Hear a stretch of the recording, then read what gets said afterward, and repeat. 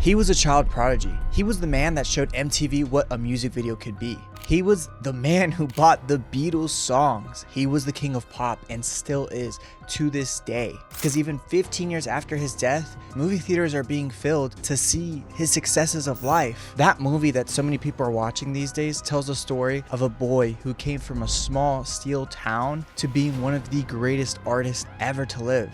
But curiously, it ends in 1988, right before everything got complicated. And what happened in 1988 is tied to legal agreements that were signed over 30 years ago that dictate what can be shown about Michael Jackson to this day. And what happened was this: in 2005, Michael was found not guilty of 14 charges, and yet 20 years later, he's still being judged and almost criminalized for what he was found not guilty for. Because instead, every new documentary, every new lawsuit, every new photo, instead of bringing light and closure to the situation, instead bridges it apart. And the latest of these photos was back in December 2025. In archives no one thought to find the king of pop. This is the story of the enigma, Michael Jackson.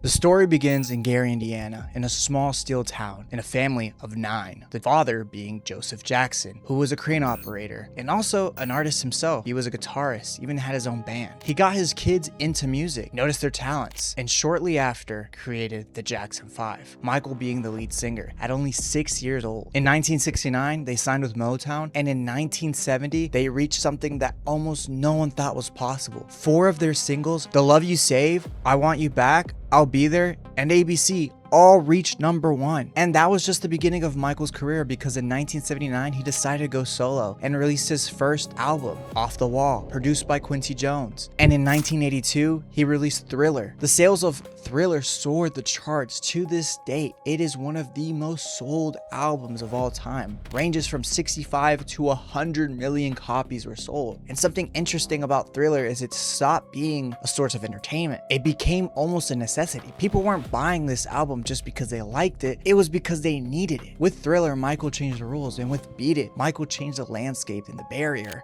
between black artists and white artists in radio and in music videos. And in 1983, in Motown's 25th television special, he did something that became a global phenomenon. He did the moonwalk while performing Billie Jean, something that has been remembered to this day. Everybody still does the moonwalk. This is how he was recognized as the king of pop, because he created a whole culture behind music, dance, and style in a single package that artists and celebrities follow to this day. Just artists like Beyonce, Taylor Swift, and several others. This is the man we're talking about. He wasn't just a celebrity or artist, he was an institution because of the cultural impact he left behind. But what's hard to understand is what happened next. We can even say he was an empire, but within an empire comes a downfall. And within that downfall, we see the cracks. And there's 2 questions that come up. The first, did the cracks happen from within, or did something from the outside cause the cracks?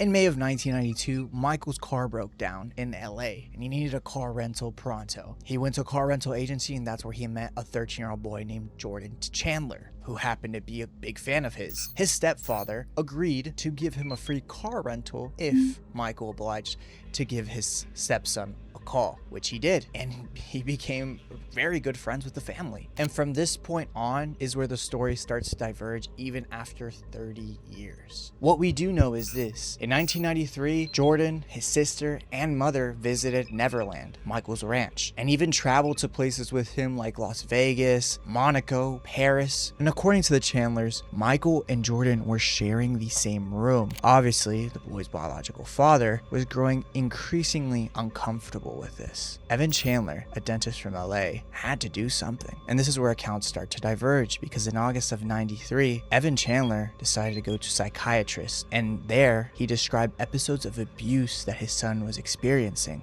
Of course, the psychiatrist, Mathis Abrams, reported this to the authorities. And on August 18th, the Los Angeles Police Department opened up an investigation. In Michael's inner circle, this was just a clear case of extortion. On August 4th of that same year, Evan demanded $20 million from Michael, even before any formal complaint was filed, in exchange of not going to court. And of course, Michael countersued for extortion. And there is some evidence that he had intent to extort him, because there is secretly recorded audios of him threatening to destroy Michael. Another piece of evidence is that Jordan, Evan's son, initially denied any abuse from Michael. And in that investigation that the police were doing, they raided Michael's homes. And what did they find? Absolutely nothing. The LA Times reported there was no physical evidence that the police could use in a criminal case, which left investigators looking for statements from potential victims. Then came the moment that the public started to shift their perspective on Michael Jackson. In January of 1994, Michael settled for $20 to $23 million with Evan Chandler. And that shows he was guilty, right? Case closed. It's not as forward as it seems.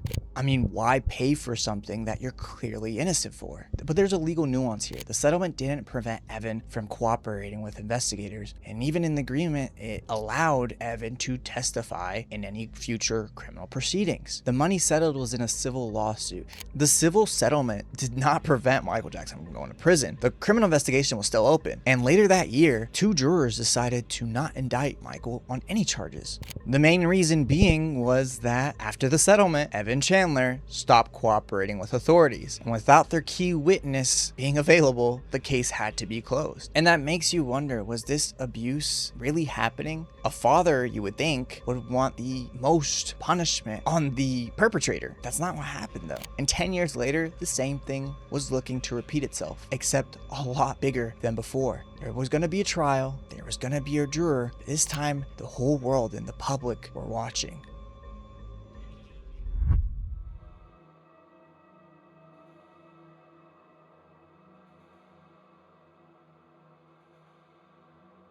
Ten years later, in 2002, Michael invited Gavin Arvizo, a cancer patient, onto a documentary hosted by journalist Martin Bashir, Living with Michael Jackson. And in that documentary came controversial clips, one of Gavin and Michael holding hands, and another one where Michael speaks about sharing the same room with Gavin. There was nothing sexual about it. He even slept on the floor. This created an outrage in the public. People were demanding that the authorities strip Michael custody from his kids. Michael called it an extortion of the truth, but the damage was done. And in February 2003, the Los Angeles Department of Children and Family Services conducted a preliminary investigation that found no misconduct based on the allegations. And in that same year, District Attorney Tom Sneddon reopened this case. What's interesting is Tom Sneddon was the same prosecutor in the original case in '93. Defenders of Michael viewed this as almost a personal vendetta. People within Tom's circle viewed this as an act of redemption, of him being able to redeem himself after years. Michael was charged with 4 counts of molestation, 4 counts of drugging a minor to commit molestation, 1 count of attempted molestation, charges on conspiracy of holding the family of Gavin captive, and extortion. The trial began in early 2005, the People versus Jackson, and it was exactly what one would expect. A media frenzy, cameras swarming the courthouse, fans, detractors. It was chaos. The prosecution presented its case. Gavin and his brother testified that Michael had given them alcohol, shown them pornography, and even made sexual advances. They even brought forward former Neverland employees that testified and described this gross behavior. And even bigger, they brought past witnesses from the 1993 case to testify in this formal case to prove that Michael had a pattern.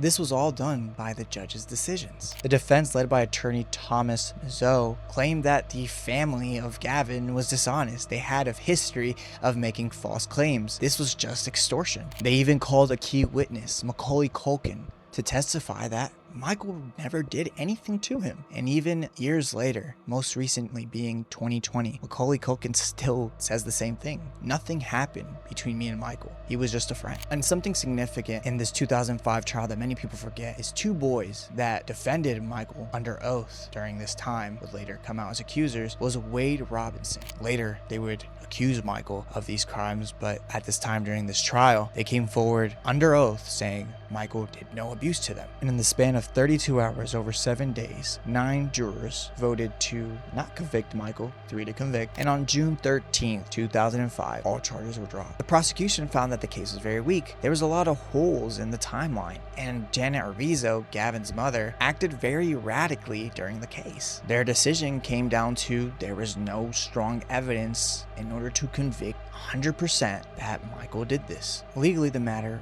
was handled, case closed, but what's legal doesn't always go hand in hand with what's popular. What we're gonna go into next doesn't involve children, but it involves money, a lot of it.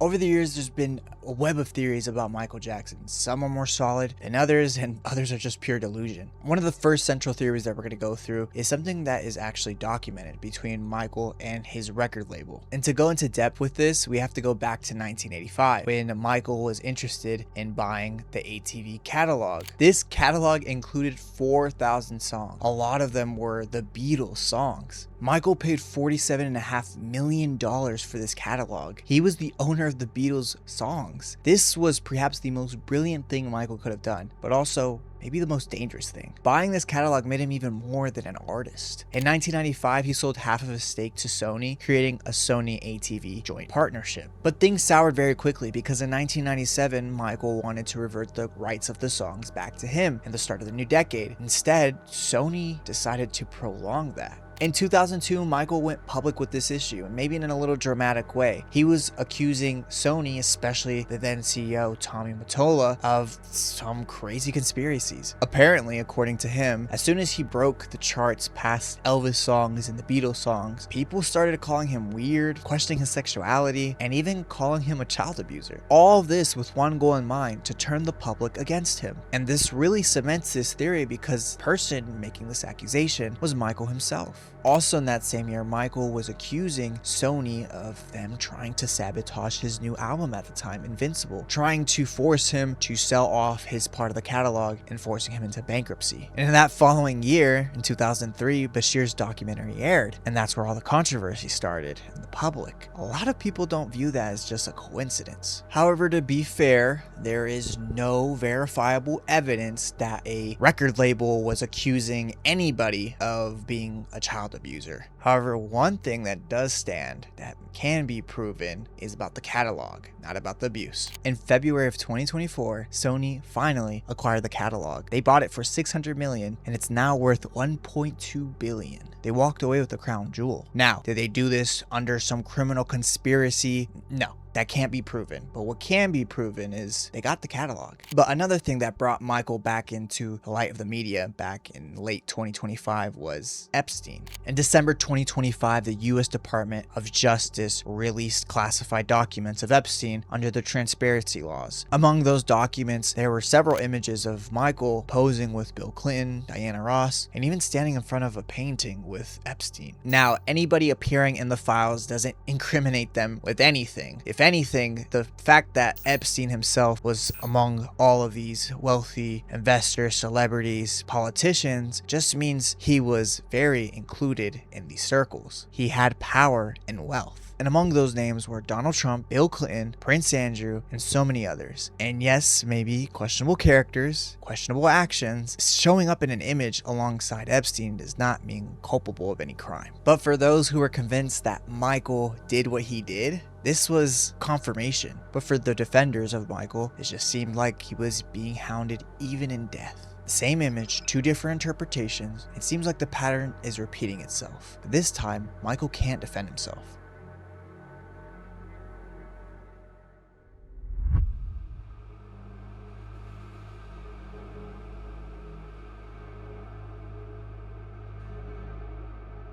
Michael Jackson died on June 25th, 2009, And you would think the story ends here, but it doesn't. In 2019, 10 years after Michael's death, a documentary was released called Leaving Netherland, directed by British filmmaker Dan Reed. It focuses on two men, Wade Robinson and James Safeshuk, who alleged that Michael had abused them in their youth. But do you remember Wade? Both boys had defended Michael in the case back in 2005, insisting that Michael did not abuse them under oath. And now, years later, they are suing the estate of Michael, claiming that they were being abused, changing their story completely.